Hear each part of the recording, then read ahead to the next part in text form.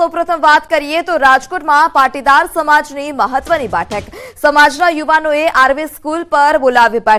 બેઠકમાં સામાજિક અગ્રણીઓ પણ હાજર રહેશે નકલી ટોલ નાકા કેસમાં સિત્સર પ્રમુખ જયરામ પટેલના પુત્ર સામે ફરિયાદ નોંધાતા બાદ ઊભી થયેલી સ્થિતિ અંગે ચર્ચા કરવામાં આવશે સંમેલનમાં કેશોદના ભરત લાડાણી હાજર રહેશે ગઈકાલે લાડાણીના નામે ઓડિયો ક્લિપ વાયરલ થઈ હતી જ્યારે મનોજ પનારા ભરત લાડાણી સહિતના યુવાનો ઉપસ્થિત રહેશે સમાજના પ્રશ્નો અંગે સંમેલન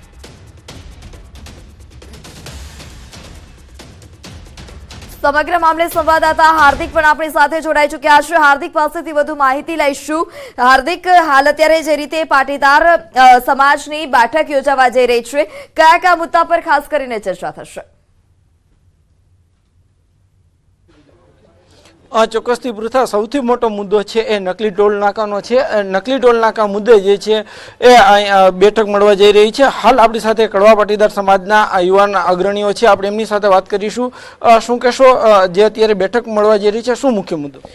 જે રીતે જયરામભાઈ વાસજાડિયાના દીકરાનું નામ ટોલ નાકાના મુખ્ય આરોપી તરીકે એફઆઈઆરમાં આવતું હોય ત્યારે એક નૈતિકતાના ધોરણે પાટીદાર સમાજ ઈચ્છી રહ્યો છે કે રાજીનામું આપે અમે એ પરંપરામાં આવીએ છીએ અથવા તો એ પરંપરાને માનીએ છીએ અથવા તો એ આદર્શોને માનીએ છીએ કે જ્યાં સરદાર વલ્લભભાઈ પટેલ દેશના ગૃહમંત્રી અને નાયબ વડાપ્રધાન હોય અને એમના દીકરાને કહેવામાં આવે કે જ્યાં સુધી હું સત્તામાં છું ત્યાં સુધી તારે દિલ્હીમાં આવવાનું નથી એ વિચાર વિમર્શ અને એ વાતને વળગેલો સમાજ એ પરંપરામાં માનનારો સમાજ જ્યારે આજે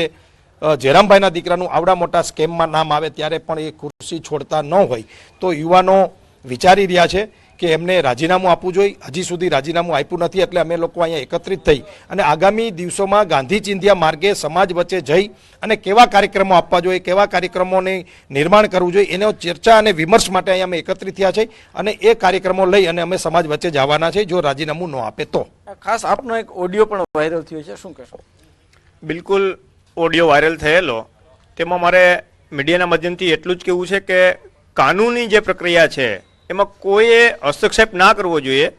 પોલીસ નિષ્પક્ષ તપાસ કરે અને જે કાંઈ હશે તે બહાર આવશે એટલે વ્યક્તિગત એમાં મારે કોઈ ટિપ્પણી કરવાની થતી નથી કેમ કે એ ન્યાયતંત્રનો પ્રશ્ન છે અને પોલીસ છે એ નિષ્પક્ષ તપાસ કરશે ચોક્કસથી હવે એવું શું કરવામાં આવશે કે જેથી કરીને જયરામ બાપાને રાજીનામું દેવું જેમ મનોજભાઈએ કીધું એમ હું પણ એવું કહેવા માંગીશ કે પાટીદાર સમાજ હર હંમેશને માટે ભારત દેશ અને વિશ્વની અંદર હંમેશને માટે પ્રગતિ કરે અને આ તો એક સરાસર જે કહેવાય કે સરકારના જે ભંડોળ કહેવાય એની અંદર છેદ પાડવાનું કામ હતું અને હવે અમારો આગળનો કાર્યક્રમ એવો રહેશે કે જો જયરામ બાપાએ રાજીનામું ન દીધું તો ક્યાંક ને ક્યાંક અમે બધા ગામડાની અંદર બધા શહેરોની અંદર અમે બધા જઈને આંદોલન કરશું અને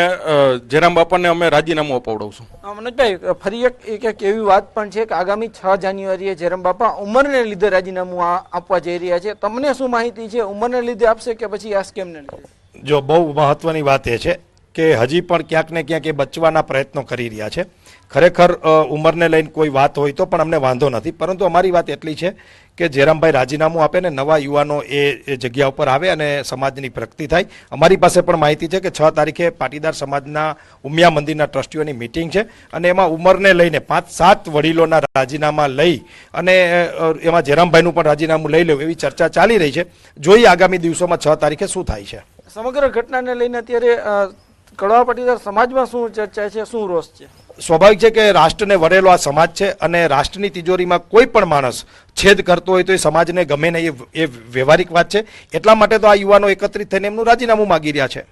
ચોક્કસથી પૃથા જે છે કડવા પાટીદાર સમાજના યુવાનો હતા આગેવાનો હતા જેમનું કહેવું છે કે જે છે નકલી ટોલ નાકા મુદ્દે જે અમરીશભાઈ છે તેમનું જે નામ આવ્યું છે ત્યારે જયરામ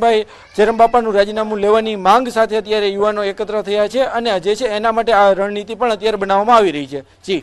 જી હાર્દિક સમગ્ર માહિતી બદલ આભાર